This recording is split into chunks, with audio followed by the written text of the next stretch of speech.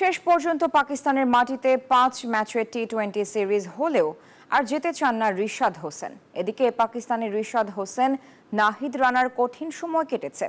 দেশে ফিরে বিমানবন্দরে এসব কথা জানালেন leg spinner Rishad Hossain.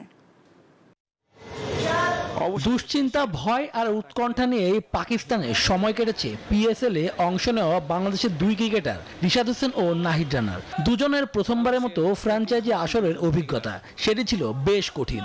Dubai থেকে দেশে ফিরেও সে দুশ্চিন্তা এখনো তাদের চোখে মুখে।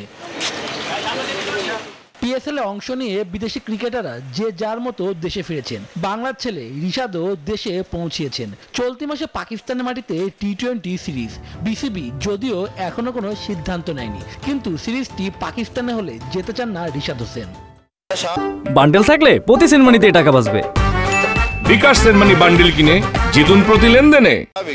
এরকম হলে একটু ভয় কাজ করবে, তো সিচুয়েশন হিসাবে দেখা যাবে যে যাবো কি যাবো না। ইনশাল্লাহ খেলার তো ইচ্ছা সবসময় আছে। শিফট হয়ে যে দুবাইতে আসে বা যদি এটা কন্টিনিউ হয় তাহলে ইনশাল্লাহ চেষ্টা করবো আবার যাওয়ার। পাকিস্তানে এই কয়দিনে তাদের কেমন সময় কেটেছে জানালেন এই লেগ স্পিনার। কথা বলেন নাহিদ রানাকে নিয়েও।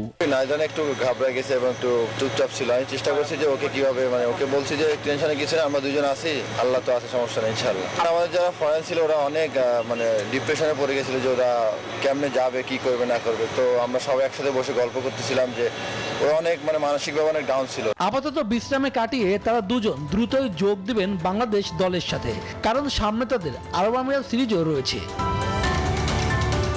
শুভদেবনাথ, নিউজ 24, ঢাকা।